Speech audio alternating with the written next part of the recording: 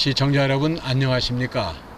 우리의 생활을 힘들게 하는 잘못된 법과 제도도 뒤늦게나마 잘 고치면 훨씬 편해질 텐데 엉뚱한 고집으로 시간을 낭비하는 분들 정신 좀 차려야겠습니다. 잘못된 법과 규제, 정책을 바로잡고 바로 세우기 위한 시간을 준비하는 정바시 TV의 박준남입니다. 종합부동산세 폐지를 부르짖는 분들이 날마다 점점 늘고 있습니다.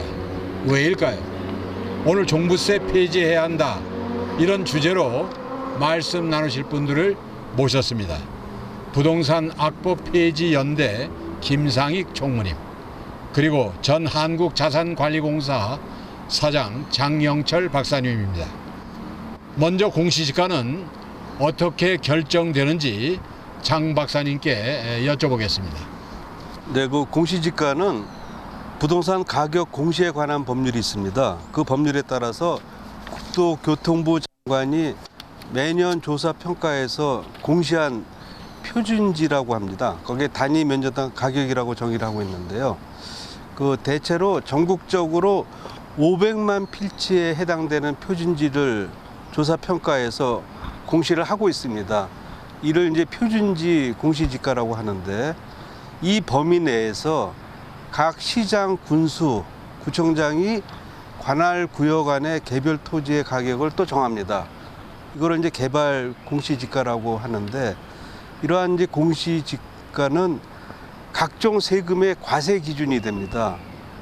오늘 그 논의에 올라간 이제 종합부동산세는 물론이고 재산세, 양도소득세, 뭐 토지초과이득세 등등에 대해서 다 그 기준이 되는 것이고, 그다음에 주택용을 위해서는 그 공시지가 이제 토지를 조사할 때 같이 조사하는데요.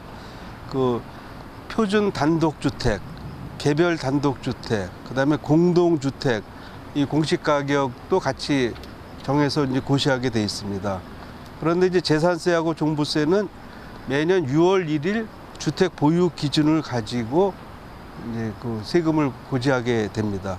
그러니까 6월 1일 날 주택을 보유한 한 사실만을 가지고 공시가격을 적용해서 세금을 부과한다, 이렇게 이해하시면 될 것 같습니다.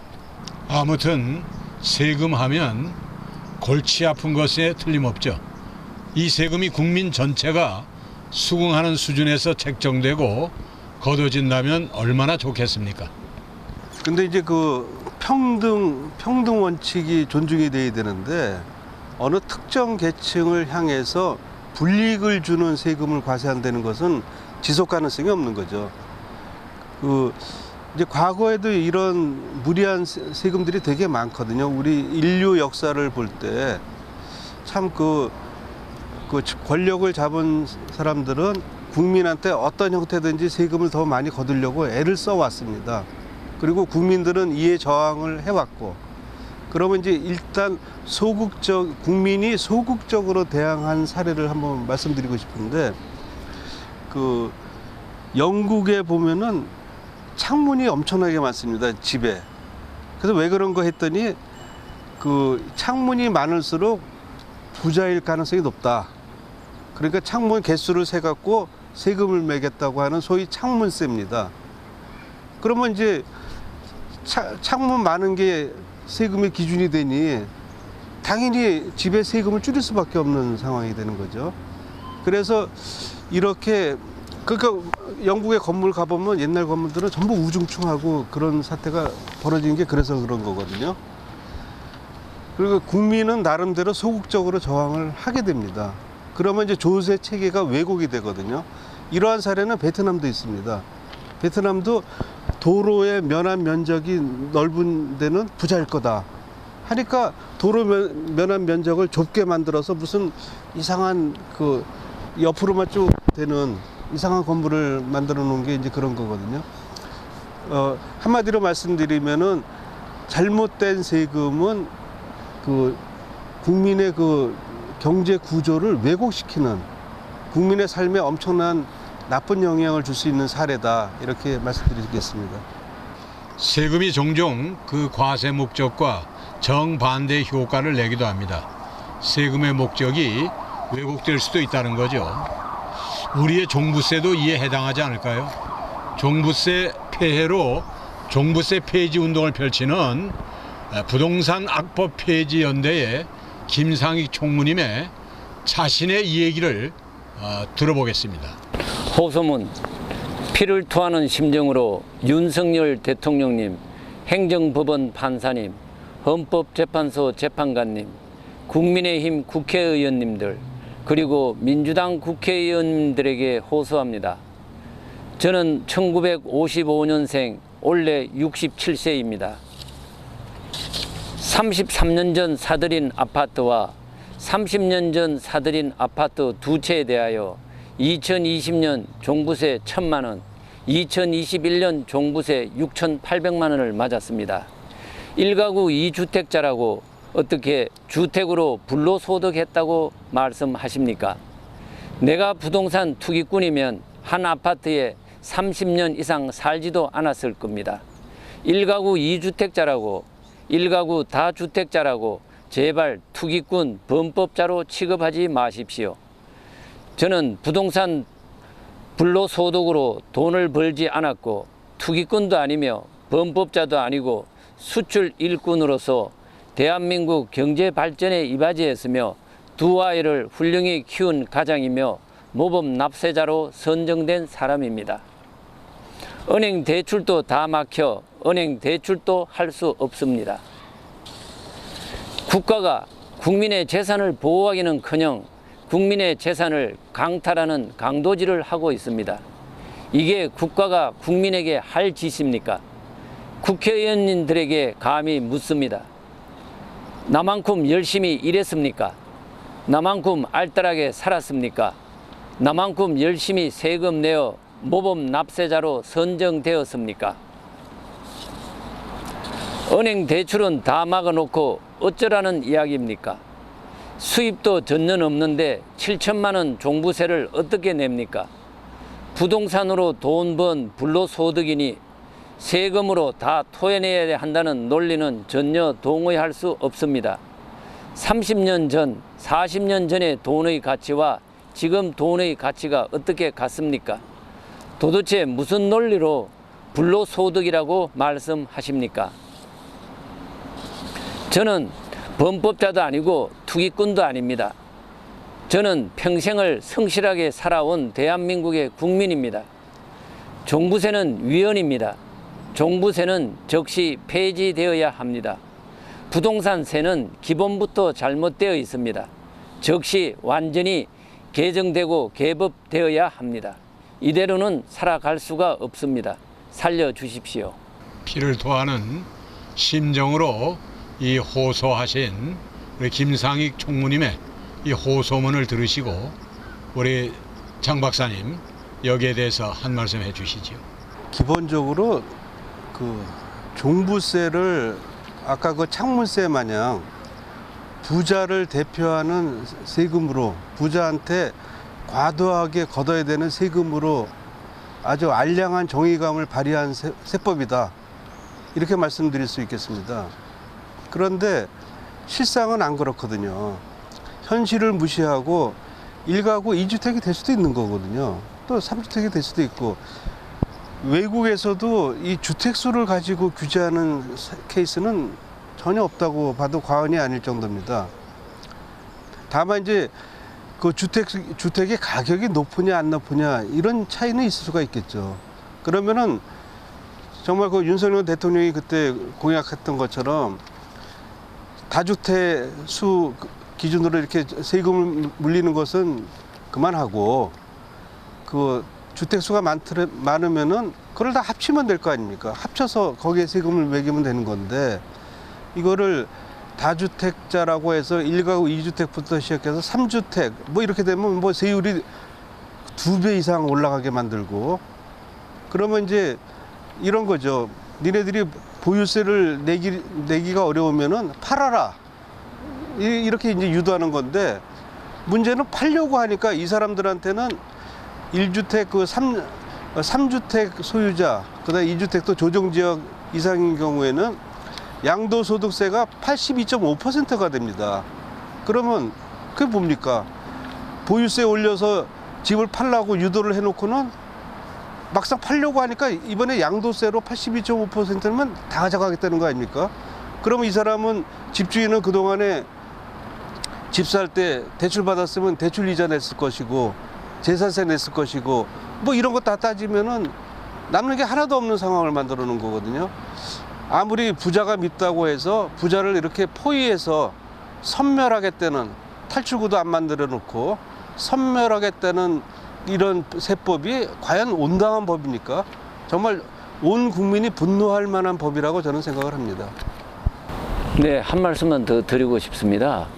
2021년에 대한민국의 종부세를 맞은 사람이 102만 명입니다.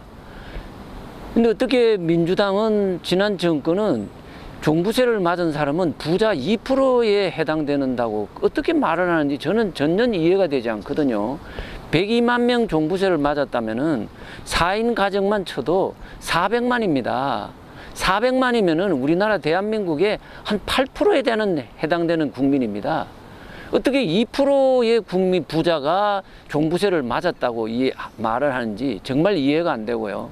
또 하나는 지금 현행 종부세법은 인별과세입니다. 즉 무슨 이야기냐면은 부부인 경우에 배우자한테 정려를 했을 경우는 종부세 금액이 1가구 2주택자인 경우에 남편이 한 채, 부인이 한 채면은 종부세가 안 나올 수가 있습니다. 그럼 지금 종부세법의 문제는 뭐냐? 실제로 종부세를 내야 할 분들, 세금을 더 많이 내야 할 분들은 세금을 안 내고 있다는 문제죠. 정말로 지금 종부세를 저를 포함해서 대부분의 1가구 2주택자는요, 이 조세에 대해서 모르고 정말 성실하게 살았는 이런 사람들이 종부세를 막고 있다는 겁니다. 1가구 인별과세다 보니까 현재도 부부 사이에 법적으로 이혼을 하면요, 법적으로 이혼을 하면은 종부세를 안 맞게 되는 이런 비합리적인 법이라는 겁니다. 그래서 많은 사람들이요, 지금 이혼을 하고 있어요. 법적으로 이혼을 하면은 종부세 금액이 대폭 준다든지 아니면 종부세를 안 내는 이런 현상이 벌어지고 있습니다. 국가가 가정을 파괴시키고 있고 이혼을 권장하고 있는 겁니다. 이거는. 절절한 이야기를 들어보았습니다. 그래서 부동산 악법 폐지 연대 김상익 총무님이 이 부동산 악법에 대해서 위헌 청구 소송을 하려고 하고 있지 않습니까? 네, 그래서 저를 포함해서 작년 2021년 연말에 5,590명이 수호제 법무법인을 통해서 위헌 신청을 했습니다. 그리고 나머지 일부 법무법인을 통해서 제가 알고 있기로 한 10,000명의 사람들이 지금 종부세 위헌 소송을 지금 한 상태입니다. 근데 이 절차는요, 작년에 2021년 종부세 부과 처분에 대해서 절차는 보니까 행정심판을 거쳐서 행정소송을 제기를 하고, 그래서 우리가 포함했는 부학연의 5,590명은 현재 행정법원에 지금 계류 중입니다. 근데 지금 행정법원에서 무슨 이유인지는 몰라도 지금 2번, 3번 지금 행정소송이 재판이 지금 계속 지연이 되고 있습니다. 그래서 우리 많은 분들이 지난 8월, 7월, 8월 거쳐서 여러 번에 걸쳐서 행정소송 담당 판사한테 탄원서를 제출해서 빨리 이 행정소송의 행정심판을 좀 빨리 해달라. 그래서 이것이 빨리 헌법재판소로 넘어갈 수 있도록, 헌법소원을 할 수 있도록 지금 계속 많은 분들이 거의 매일 탄원서를 지금 내고 있는 그런 입장입니다.